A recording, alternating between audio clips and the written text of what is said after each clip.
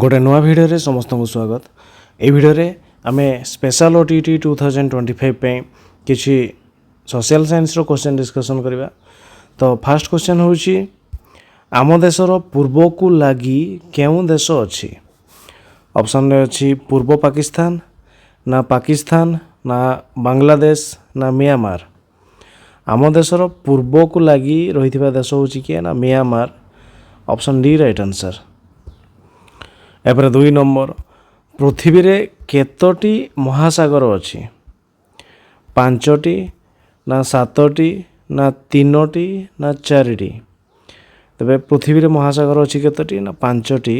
Option A right answer. 3 number आम देशर पूर्व रे केउ जलभाग अछि।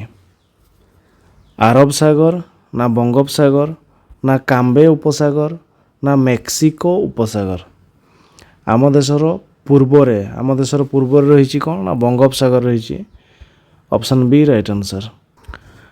4 नंबर आम देश को लगी केउ सागर रही। प्रशांत महासागर ना आटलांटिक महासागर ना उत्तर महासागर ना भारत महासागर। आम देश को लगी केउ सागर अछि।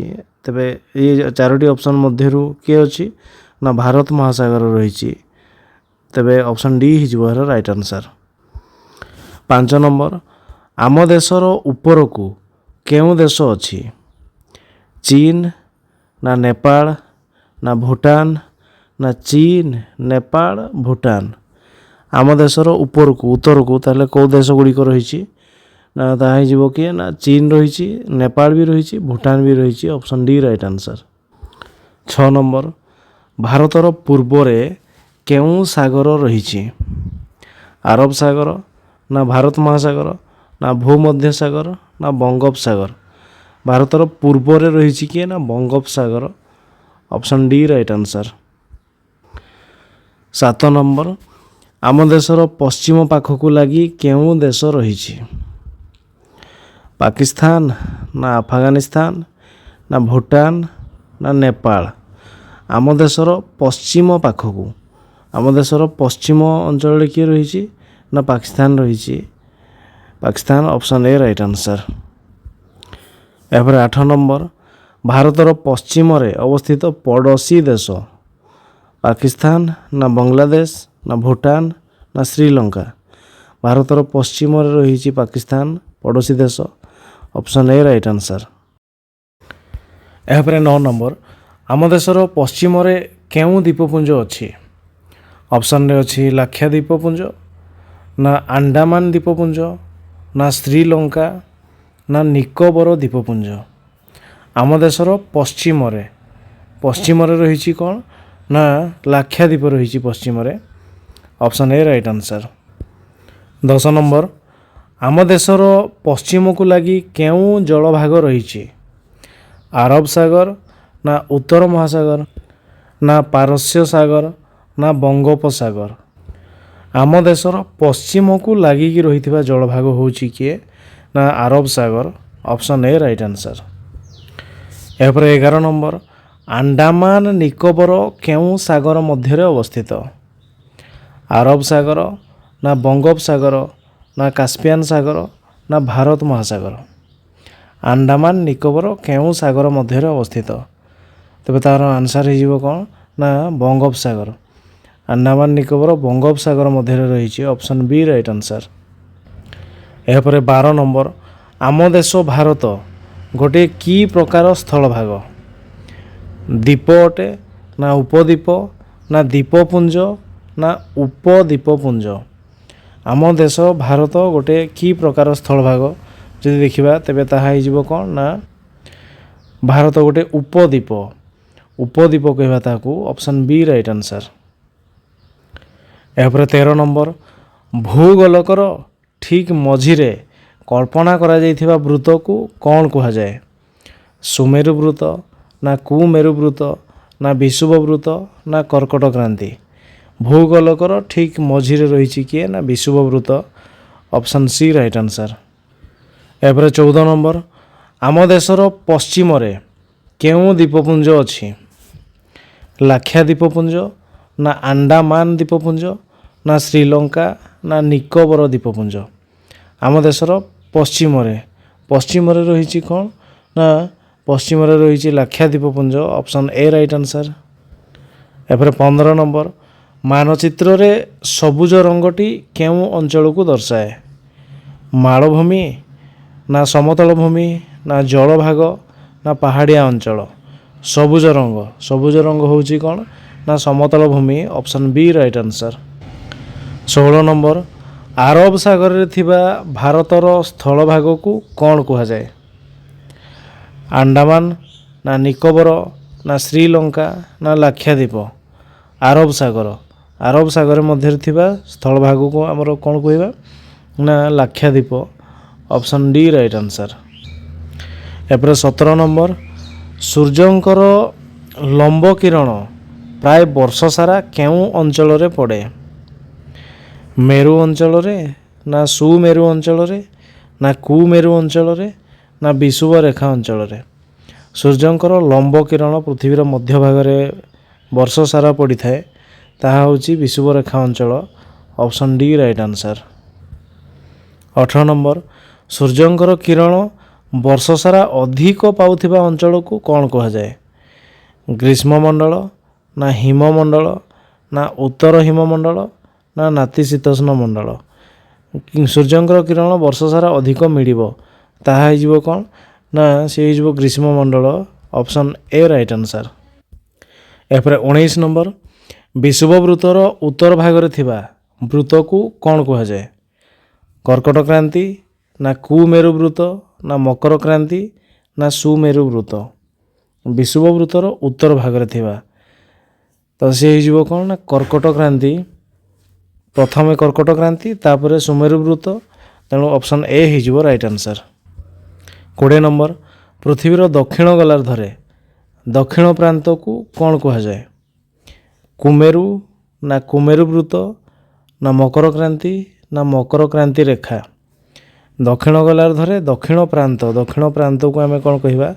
ପୁରା ସେଣ୍ଟରକୁ କହିବା କ'ଣ ନା କୁମେରୁ। ଡାଇରେକ୍ଟ 90 ଡିଗ୍ରୀ ଯେଉଁଟାକି କୁମେରୁ। Option A right answer. ଏହାପରେ 21 ନମ୍ବର, ମକର କ୍ରାନ୍ତି ରେଖା ଆଉ କୁମେରୁ ବୃତ୍ତ ମଧ୍ୟବର୍ତ୍ତୀ ଅଞ୍ଚଳକୁ କ'ଣ କହନ୍ତି? ଅପସନ୍ରେ ଅଛି ଦକ୍ଷିଣ ନାତିଶୀତୋଷ୍ଣ ମଣ୍ଡଳ, ନା ଦକ୍ଷିଣ ଉଷ୍ଣ ନାତିଶୀତୋଷ୍ଣ ମଣ୍ଡଳ, ନା ଦକ୍ଷିଣ ଶୀତଳ ନାତିଶୀତୋଷ୍ଣ ମଣ୍ଡଳ, ନା ହିମମଣ୍ଡଳ? ମକର କ୍ରାନ୍ତି ରେଖା ଓ କୁମେରୁ ବୃତ୍ତ ମଧ୍ୟବର୍ତ୍ତୀ ଅଞ୍ଚଳ, ତେବେ ତାହା ହେଇଯିବ ଦକ୍ଷିଣ ନାତିଶୀତୋଷ୍ଣ ମଣ୍ଡଳ। Option A right answer. ଏପରେ 22 ନମ୍ବର, ଯେଉଁ ପ୍ରାକୃତିକ ସ୍ଥଳଭାଗର 3 ପଟେ ଜଳଭାଗ ରହିଥାଏ ତାକୁ କ'ଣ କହନ୍ତି? ଦ୍ୱୀପ, ନା ଉପଦ୍ୱୀପ, ନା ମହାଦେଶ, ନା ଦେଶ? ତାକୁ ଆମେ ଉପଦ୍ୱୀପ କହିବା। Option B right answer. ଏହାପରେ 23 ନମ୍ବର, କେଉଁଟି ଅନ୍ୟ 3ଟି ଠାରୁ ଅଲଗା? ବିଷୁବରେଖା, ନା କୁମେରୁ, ନା କୁମେରୁ ବୃତ୍ତ, ନା କର୍କଟ କ୍ରାନ୍ତି ରେଖା? କେଉଁ 3ଟି ଅନ୍ୟ 3ଟି ଠାରୁ ଭିନ୍ନ? ତେବେ ତାହା ହେଇଯିବ କ'ଣ ନା ତେବେ କର୍କଟ କ୍ରାନ୍ତି ରେଖା। ଇଏ କର୍କଟ କ୍ରାନ୍ତି ରେଖା ନୁହଁ, ଏଇଟା ଗୋଟେ ବୃତ୍ତ। ତେଣୁ ଅପସନ୍ ଡି ଠିକ୍ ନୁହଁ। ଅପସନ୍ ଡି ହେଇଯିବ ରାଇଟ୍ ଆନ୍ସର୍ ଏହାର। ଏହାପରେ 24 ନମ୍ବର, ଯେଉଁ ପ୍ରାକୃତିକ ସ୍ଥଳଭାଗର 4 ପଟେ ଜଳଭାଗ ଘେରି ରହିଥାଏ ତାହାକୁ କ'ଣ କହନ୍ତି? ଉପଦ୍ୱୀପ, ନା ଦ୍ୱୀପ, ନା ଜଳଭାଗ, ନା ସ୍ଥଳଭାଗ? ତେବେ ତାହା ହେଇଯିବ କ'ଣ ନା ଦ୍ୱୀପ। Option B right answer. 25 number, କେଉଁ ରେଖା ପୃଥିବୀକୁ 2 ଭାଗରେ ବିଭକ୍ତ କରେ? ବିଷୁବରେଖା, ନା କର୍କଟ କ୍ରାନ୍ତି ରେଖା, ନା ମକର କ୍ରାନ୍ତି ରେଖା, ନା ଦ୍ରାଘିମା ରେଖା? କେଉଁ ରେଖା ପୃଥିବୀକୁ 2 ଭାଗରେ ବିଭକ୍ତ କରେ? ତେବେ ତାହା ହେଇଯିବ ବିଷୁବରେଖା। Option A right answer. ଏହାପରେ 26 ନମ୍ବର, କୁମେରୁ ବୃତ୍ତ ଓ କୁମେରୁର ମଧ୍ୟବର୍ତ୍ତୀ ଅଞ୍ଚଳକୁ କ'ଣ କହନ୍ତି?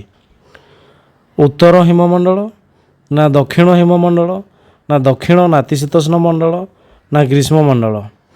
କୁମେରୁ ବୃତ୍ତ ଏବଂ କୁମେରୁ ମଧ୍ୟବର୍ତ୍ତୀ ଅଞ୍ଚଳ, ତେବେ ତାହା ହେଇଯିବ କ'ଣ ନା ତାହା ହେଇଯିବ ଦକ୍ଷିଣ ହିମମଣ୍ଡଳ। Option B right answer. 27, କେଉଁଟି ଅନ୍ୟ ତିନୋଟି ଠାରୁ ଅଲଗା? Europe, Africa, Pakistan, Australia. ତେବେ ଆମେ ଯଦି ଦେଖିବା ତେବେ ଏଇ ତିନୋଟି ହେଉଛନ୍ତି ଆମର ମହାଦେଶ, ପାକିସ୍ତାନ ଗୋଟେ ଦେଶ, ତେଣୁ ଅଲଗା। Option C right answer. 28 number, Asia ମହାଦେଶର କେଉଁ ଭାଗରେ ଭାରତ ଅବସ୍ଥିତ? ଉତ୍ତର ଭାଗରେ, ନା ଦକ୍ଷିଣ ଭାଗରେ, ନା ପଶ୍ଚିମ ଭାଗରେ, ନା ମଧ୍ୟ ଭାଗରେ? ଏସିଆ ମହାଦେଶର କେଉଁ ଭାଗରେ ଭାରତ ଅବସ୍ଥିତ? ତେବେ ତାହା ହେଇଯିବ ଦକ୍ଷିଣ ଭାଗ। Option B right answer. ଏପରେ 29 ନମ୍ବର, ପୃଥିବୀକୁ ସମାନ ଦୁଇ ଭାଗରେ ବିଭକ୍ତ କରୁଥିବା କାଳ୍ପନିକ ବୃତ୍ତର ନାମ? କର୍କଟ କ୍ରାନ୍ତି ରେଖା, ନା ବିଷୁବ ବୃତ୍ତ, ନା ମକର କ୍ରାନ୍ତି ରେଖା, ନା ସୁମେରୁ ବୃତ୍ତ? ତେବେ ତାହା ହେଇଯିବ ବିଷୁବ ବୃତ୍ତ। Option B right answer. ଏପରେ 30 ନମ୍ବର, କେଉଁଟି ଆମର ପଡ଼ୋଶୀ ଦେଶ ନୁହେଁ? ନେପାଳ, ନା ଭୁଟାନ, ନା ବାଂଲାଦେଶ, ନା ଥାଇଲାଣ୍ଡ? କେଉଁଟି ଆମର ପଡ଼ୋଶୀ ଦେଶ ନୁହେଁ? ତେବେ ତାହା ହେଇଯିବ କିଏ? ନା ଥାଇଲାଣ୍ଡ ଆମର ପଡ଼ୋଶୀ ଦେଶ ନୁହଁ। Option D right answer.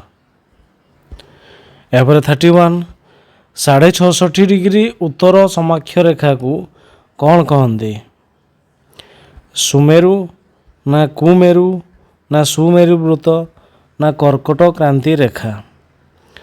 ତେବେ 66 ପୂର୍ଣ୍ଣ 1/2 6.5 ଡିଗ୍ରୀକୁ ଆମେ କ'ଣ କହିବା? ନା 6.5 ହେଉଛି ସୁମେରୁ ବୃତ୍ତ, ଆଉ 23.5 ହେଇଗଲେ କର୍କଟ କ୍ରାନ୍ତି, ସୁମେରୁ ବୃତ୍ତ, ତାପରେ 90 ଡିଗ୍ରୀରେ ସୁମେରୁ।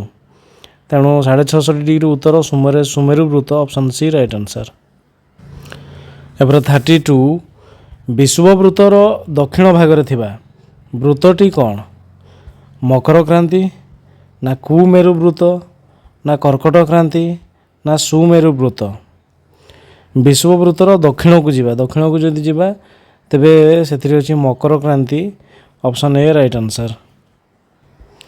33 ନମ୍ବର, 23.5 ଡିଗ୍ରୀ ଉତ୍ତର ସମାକ୍ଷ ରେଖାକୁ କ'ଣ କହନ୍ତି?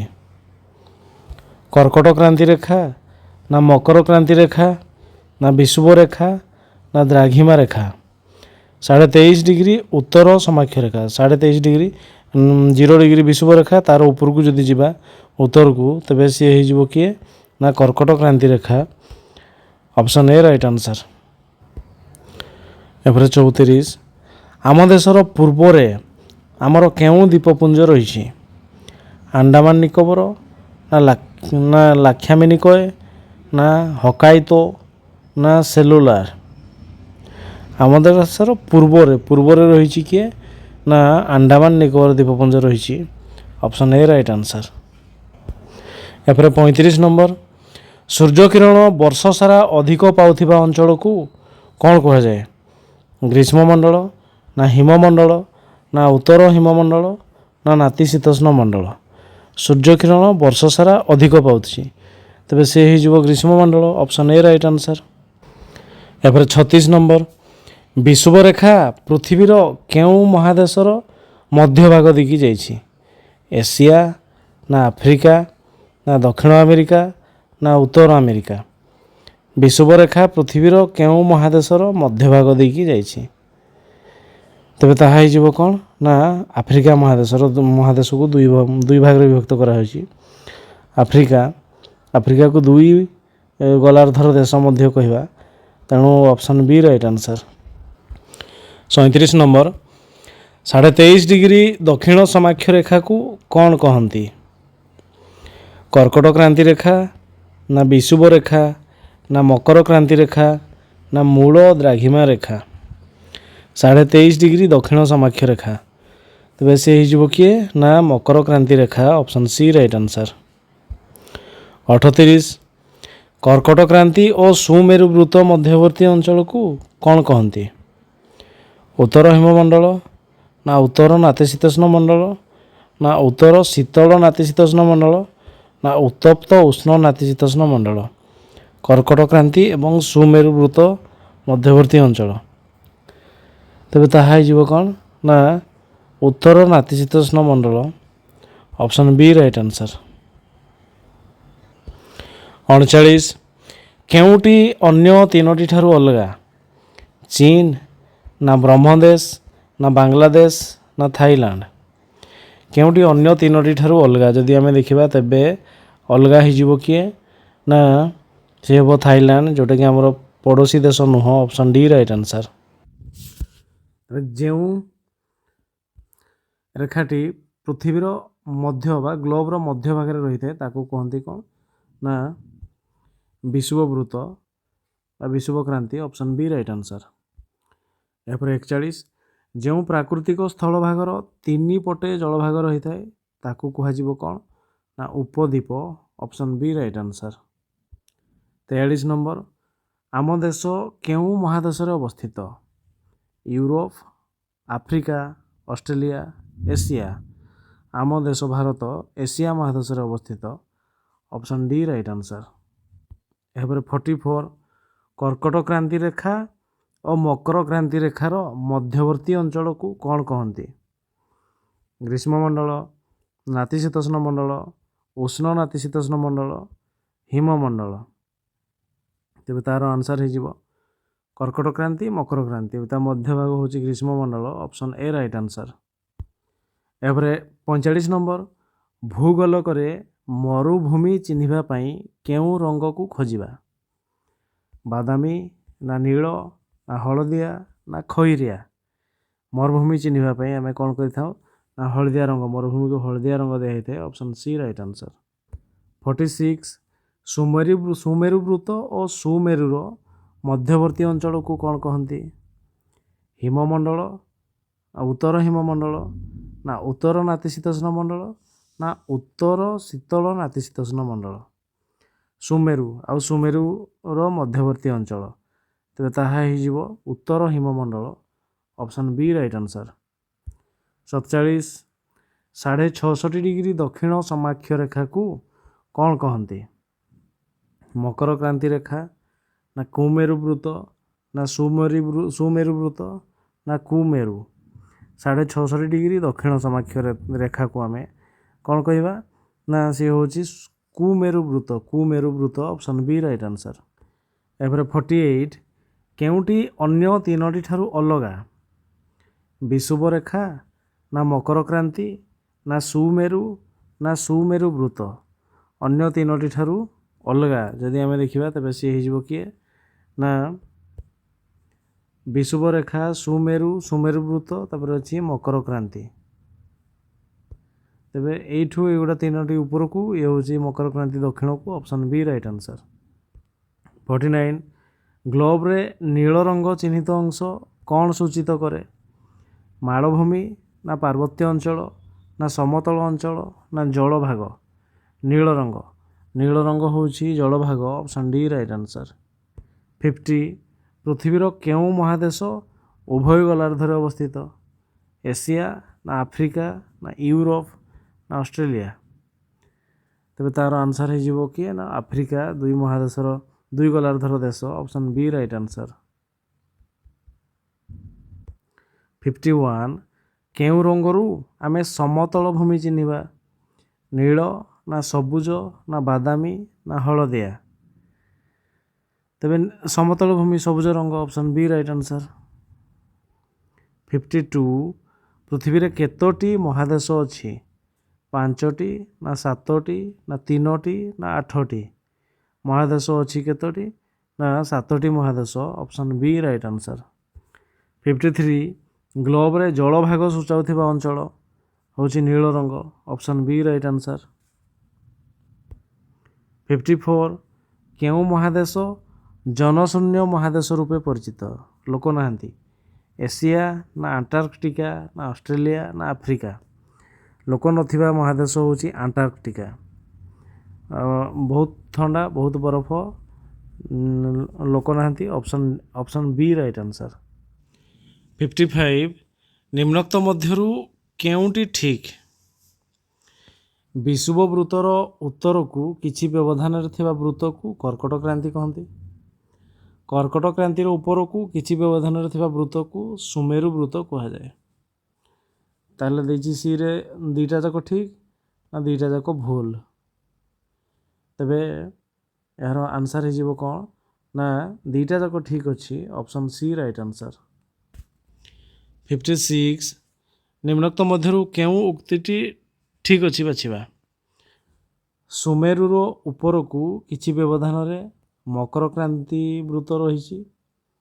ମକର କ୍ରାନ୍ତିର ଦକ୍ଷିଣକୁ ବିଷୁବ ବୃତ୍ତ ରହିଛି। ଦୁଇଟା ଯାକ ଏ ଠିକ୍ ବି ଭୁଲ, ଏ ଭୁଲ ବି ଠିକ୍। ତେବେ ଆମେ ଯଦି ଦେଖିବା ତେବେ କ'ଣ ନା କୁମେରୁର ଉତ୍ତରକୁ କୁମେରୁ ପୁରା ଦକ୍ଷିଣରେ ଅଛି, ତାର କିଛି ବ୍ୟବଧାନରେ ମକର କ୍ରାନ୍ତି ଠିକ୍ ଅଛି। କୁମେରୁ ତାଠୁ ଯଦି ଆମେ ଉପରକୁ ଯିବା ଟିକେ ଉପରକୁ ଗଲେ ମକର କ୍ରାନ୍ତି, ତାହେଲେ ଏ ଠିକ୍ ଅଛି। ତାପରେ ମକର କ୍ରାନ୍ତିର ଦକ୍ଷିଣକୁ ଆଉ ଯାଇପାରିବା ନାହିଁ। ତାପରେ ବିଷୁବ ବୃତ୍ତ ସେମିତି ହେଇପାରିବ ନାହିଁ। ତେଣୁ ଫାର୍ଷ୍ଟଟା ଠିକ୍ ଅଛି, ସେକେଣ୍ଡଟା ଭୁଲ ଅଛି। ତେବେ ଫାର୍ଷ୍ଟ ଠିକ୍, ବି ଭୁଲ, ଅପସନ୍ ସି ରାଇଟ୍ ଆନ୍ସର୍।